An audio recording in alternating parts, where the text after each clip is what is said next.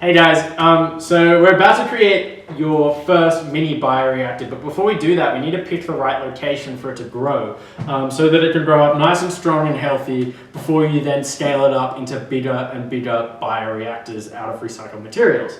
So for your mini bioreactor kit that you're actually making, it's commonly known as a photobioreactor, and that's because it relies on photons, which is commonly known as light, to help the algae grow. But we should actually get to what algae is. So we've got algae right here, but it's actually a really broad term that refers to a whole heap of organisms. So, for example, giant kelp and seaweed are considered algae, but then so is the microalgae that we have here, which is called chlorella. So it's actually like a huge, broad description of a whole heap of very different organisms. So for microalgae alone, there's 72,000 different species that all do different things. So it's really hard to describe what algae actually is. The term algae is just incredibly broad. Okay, now remember with location, what's really, really important is safety. So later when you're using your air pump with a scaled up bioreactor, make sure that there's not any water anywhere on the ground or anything that can cause an electric shock for you. So just be careful about that. Never touch any wires or open wires or anything like that, of course. It'd be better to be inside as well, just because risk hazard is reduced then as well.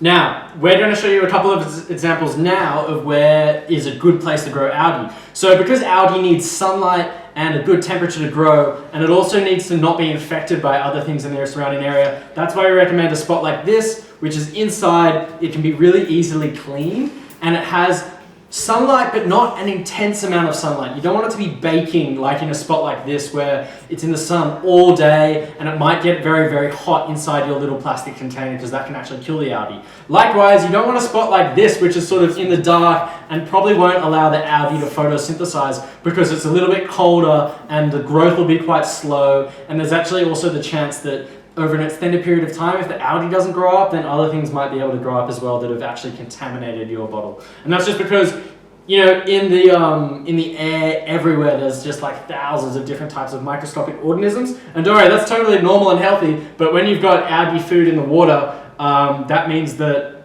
it will encourage organisms to go there so that they can eat that food as well. Okay. So that's the wrap up for this one. And so we're going to leave you with a fun fact that algae actually produces half of the world's oxygen on Earth.